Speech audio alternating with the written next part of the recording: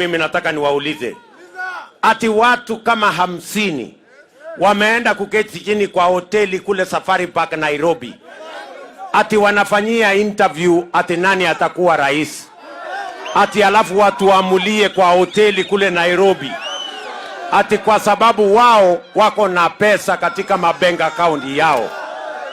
Mimi nataka niulize nyinyi watu wa Ndalu, kuna watu mlituma Nairobi ati Safari Park waende wafanye interview nani atakuwa rais wa Kenya? Mulitumana ati waende wafanyie watu interview? Wenye kuamua ni nyinyi ama ni wale?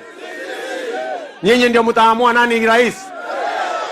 Sasa kwa sababu ya kiburi na madharau, ati wanaume wachache, ati kwa sababu wako na pesa kwa akaunti yao, ati wanatuambia hatuna maana, wataketi chini kwa hoteli watu 50 ati watuamulie ati nani atakuwa rais wa Kenya.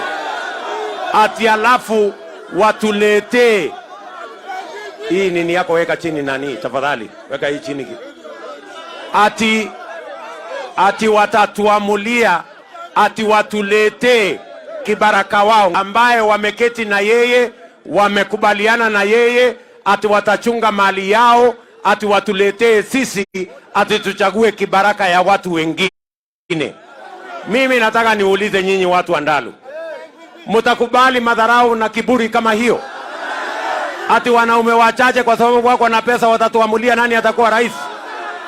Na mimi nataka niwaulize, hii kiburi na madharau tusipokomesha, si hawa watu baada ya kuamua nani atakuwa rais wetu watakuja hapa watuambie nyinyi ni watu bure, leteni bibi zenu tuwazalie watoto?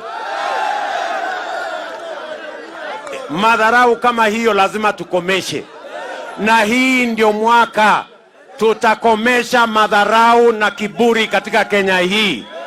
Mtu wajue hata kama uko na mabilioni kwa benki yako, kura yako ni moja, kama ya mama mboga hapa Ndalu, kura yako ni moja.